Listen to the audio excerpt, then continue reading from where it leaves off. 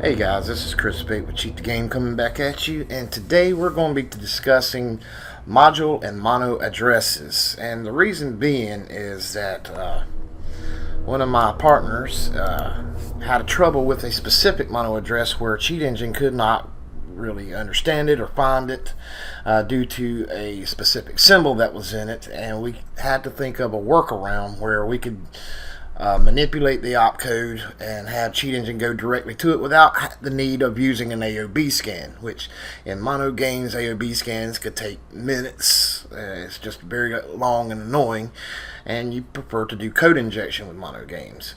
So I want to thank Robert C. right quick. He found this workaround that we're going to be discussing today, and this was all based on his work, and we're even going to be using the very game that he had the trouble with, and we're going to show the workaround how to do a code injection when Cheat Engine does not recognize the mono address.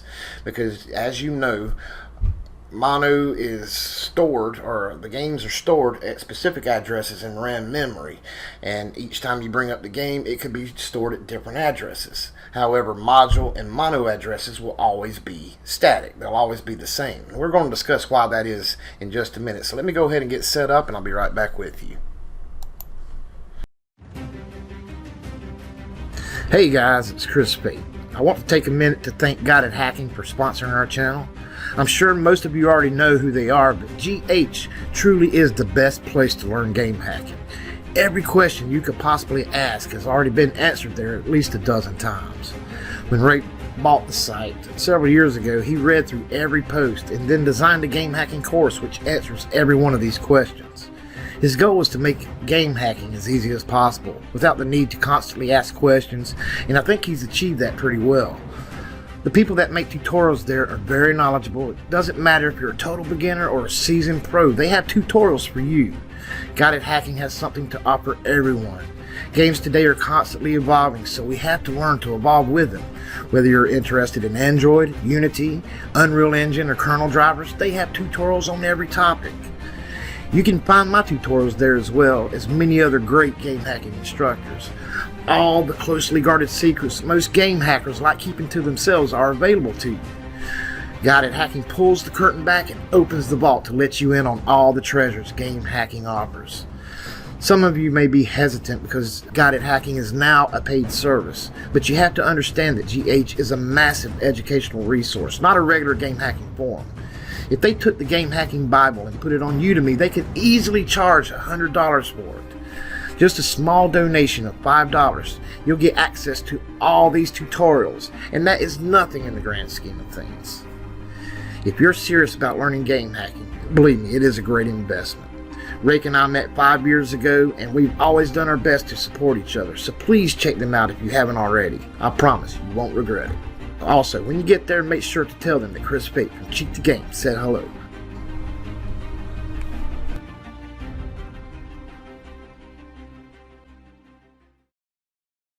Okay, I brought up just a random game that is not mono-based, made with Unity. This is Kingdom Bridge of Spirits, just to show you some things right quick. And I'm going to go ahead and attach it to the game. There we go, and I'm going to go over here to memory view. Yeah, go ahead and load that associated table. I already started hacking it, so as you can see. But I'll discuss that on a later date here.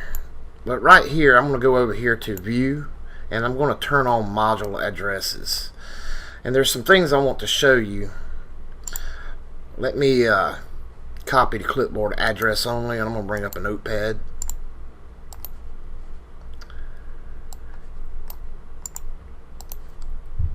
And mono addresses and module addresses are basically the same type of thing. And what we're going to do is go to the very beginning of it, and it brings us all the way to the entry point. As you see, it is the game name. That is the module address, and every byte that comes after, is an offset of the original source. But if you untick view module addresses, you can see the actual addresses that the game is stored at. This very first location is known as an entry point. And so the very first byte by Cheat Engine will be assigned a module address. And basically what it is a symbol. And usually the module address is the name of the exe file. It's the name of the program itself. So when we turn on the module address, you can see right here, it assigns that very first address this name. So from now on, anytime we reference this name, Cheat Engine will understand what we're talking about. So if we need it to go to a specific opcode, we just need to reference the name and how many bytes away it is from the original starting point of the game. And that's basically what a module address is. But sometimes, right here, it doesn't matter where in memory the game is stored. This address could not be the same the next time. It could be stored at a different location. However, the module addresses will always be assigned to whatever address it's stored at. So the module addresses will always be the same. However, the address in RAM that it's stored at could be different.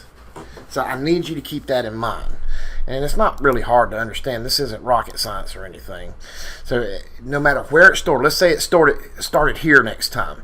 Well, this byte right here, this address will be assigned this name, and every byte after and every address after will be an offset after that. So it doesn't matter. So we can always use module addresses in our code injection to find the location immediately without having to do A/B scans or anything like that. We just tell the computer or tell Cheat Engine where it needs to go. And that's module addresses. And usually the whole game is the module address with an offset. And it gets on up into very high offsets because it's pretty much the whole game. However, mono is a little bit different. And I'm going to bring up a mono game next. Okay, I'm starting the vid here where the game is loading. This is my time at Sandrock.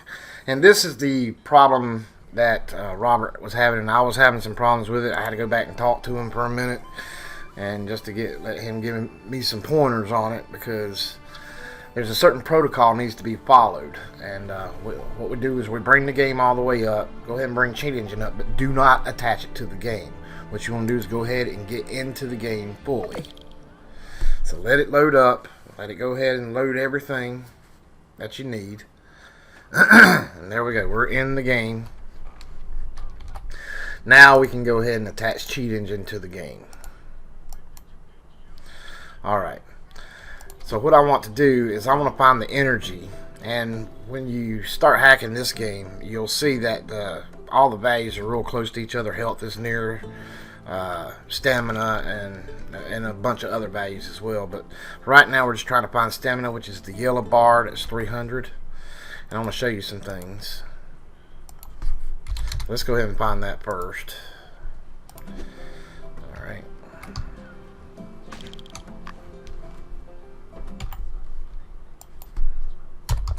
And down to 298. And we only have one here, and I know that's it. I can go ahead and freeze that value. Let's put it back up to 300, and it should stay at 298. This address is only accessed when it's being written to you, so it'll hold steady at 298, and you see that's it. So let's go ahead and put the debugger on it. I have not turned on mono yet, because when you put the debugger on it, it turns mono back off. So let's go ahead and bring that up. And we want to get where it's writing to it. Basically, when we learn that when we browse this memory region, we come down here, display type float, we see that's the value. We see other values as well, but we can also see our health values there also. So we know that we can use this part of memory to locate our other values as well. Alright, so let's go to that location. Now this is a shared opcode. I'm not really going to write a script for it. We're just getting it to find this location in memory. So I want to go to it, showing disassembler, and let me turn on show symbols, because this will show the mono symbols. But let me say this first of all. You see this address where the opcode is located. Now each time we bring the game up, this opcode is going to be stored at a different address each time. So we cannot use this specific address for a code injection. So we need to turn on mono. So we activate mono features, and then we can show symbols, and we get the mono address. So that's good. That's what we needed. But there's a problem. Let me show you what that problem is.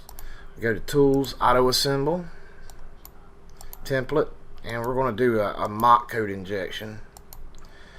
And it puts in the mono address, but we get error code. You see here, we determine what this is, and the reason being is, you see that little symbol right there? If you look underneath your escape key on your keyboard, you'll see what's called a tilde key. Well, also it has that little apostrophe. This little apostrophe right here. That address will come into play in just a minute, but Cheat Engine does not recognize that. But we can't take it out because it's part of the actual mono address. So what else can we do? Well, let's see if we can do an AOB injection. And we're just going to leave it as inject right now. We're not really going to use the AOB, but if you see we can't use an AOB, we're going to have to make it more unique, and that's going to take time.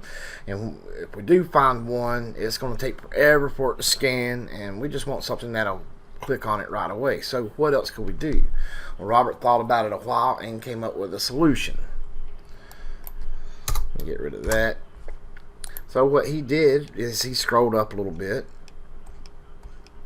to see if maybe he could find another mono address, and he came here. What I'm going to use is the very beginning of it. If you can see, basically the first area, and basically these mono addresses are nothing but to help the devs and programmers to know what that particular function is doing. It helps for debugging purposes or reprogramming or whatever they need to do to it, and that's the reason for mono addresses. Similar to module addresses, but Cheat Engine assigns the module addresses basically just the game itself at the very beginning of the game, the entry point. But there are different sections in mono that are Unity that do different functions, and they are assigned a name of what they're doing. So, and that also helps a game hacker as well. So what I'm going to do is, let's see if we can run one up above here. Usually, if you follow that protocol that we just did, wait till you're fully in game, attach Cheat Engine. Once you're fully in game, the distances between opcodes should be the same. So we're going to see. So let's make a new auto assemble, and we're going to see if it, and it does. It recognizes this address just fine, and we're able to manipulate the game. So what we want to do is we want to copy this address. Now I did it at a location that didn't have offsets. He did it at a location that does. It doesn't matter. The distances will still be the same. So I'm going to bring up a notepad, and we're going to write that down right here. And we want to go back to our other script, this AOB that we can't use right now. And we're still going to alloc new mem and everything, but right above it here, we're going to define, and we're just going to create a name and call it address. That's what he used. And we want this address, every time it sees this name, to be associated with this address. So every time Cheat Engine sees this name, it's going to associate it with the very beginning of that function, which is called this. So we need to tell Cheat Engine where the code is that we want to manipulate. So let's go back down to it, which is at offset 199 right here. Here's the opcode, and what we want to do is turn off the symbols, and we want to grab the address. Even though this address will be different next time, the mono addresses will be the same, and they will be the same distance apart as long as you follow that protocol. If you do not follow that protocol and attach Cheat Engine before the game or do anything different, the distances could be different.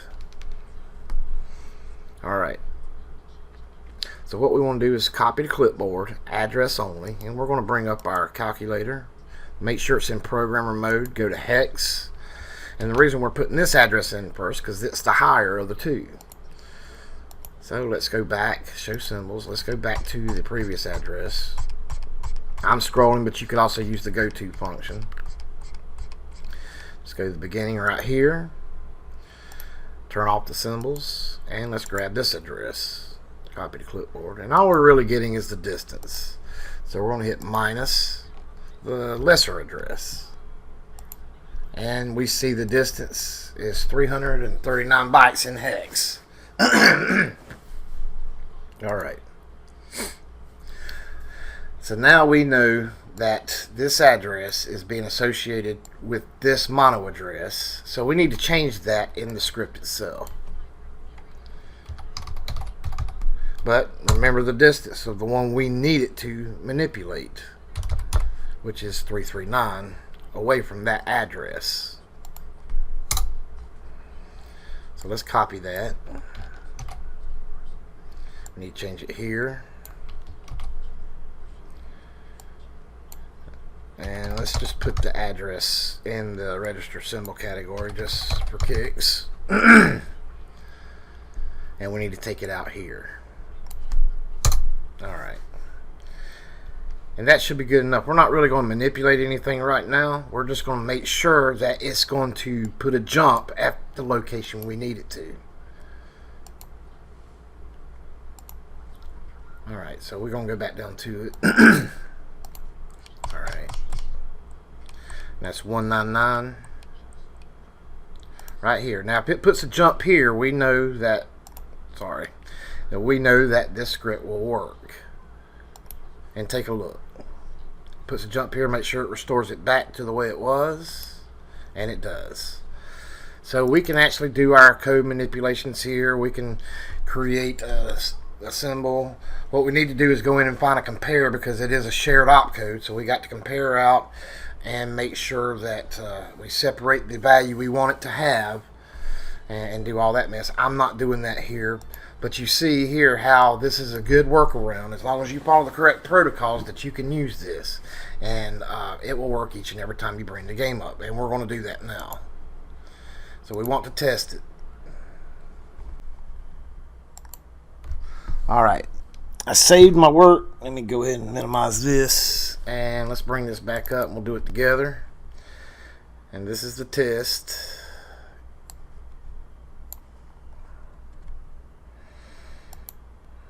Now we got to wait till the game's completely loaded. We're completely in the game. We're not going to attach it to the game until we're completely in it.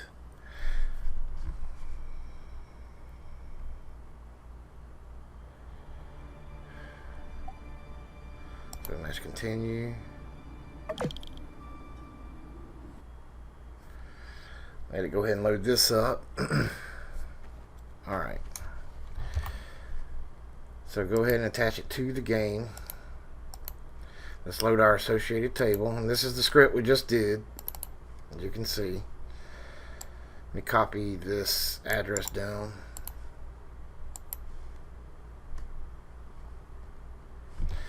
Let's go ahead and make sure all the values are set. Let's go ahead and make sure, there we go. Now we know all the values are set, because that was written to activate mono features. And let's go to that address. Now we're going to go down to 199. Alright, here's the test. We need to put a jump here. I know you don't know what it means. And take a look. It puts the jump here, so it still continues to work. As long as we follow that protocol, it moves everything back. So now we can go in there, find us a compare, and, you know, do whatever we need to do. More than likely, we'd probably be doing some type of injection copy that it finds all our addresses for us, and we can kind of go from there. And that's probably the best thing to do with this, is just do an injection copy. But I want to thank Robert for his hard work in this, and I hope you understand now a little more about module addresses and mono addresses and how they can be used for your benefit in scripts and everything. It's because of CTG's people that I come up with these ideas and everything, so it's really they're teaching me just as much as I'm teaching them, so and we all learn together. So come on over to our Discord channel as well as our Facebook page, and we'd love to have you with us. And also if you would like to be a partner, come on over to the CTG Patreon. All links are in the description. I would like to go ahead and thank my Patreon partners. These guys keep the game running, and Robert is also a Patreon partner, and we really appreciate that. He's a valuable asset to CTG, as they all are, and you all are. I really appreciate you coming out, supporting these videos, placing likes on them. It really helps me out a lot, and I do thank you for it. It helps CTG out a lot, and I thank you from the bottom of my heart. But that's all I got time for this week. I'm going to be digging in some more games and things. I'd like to be able to do another video sometime in the near future on where all the values are going to an opcode. I'm still getting questions about that. Just see if we can find another game where we can do some back tracing into game memory instead of just finding pointers, which I always use pointers as a last result. But I'm working on other things too, such as the free cam and things like that. So I got a bunch of projects in the works, and hopefully we can get a bid out on it very soon.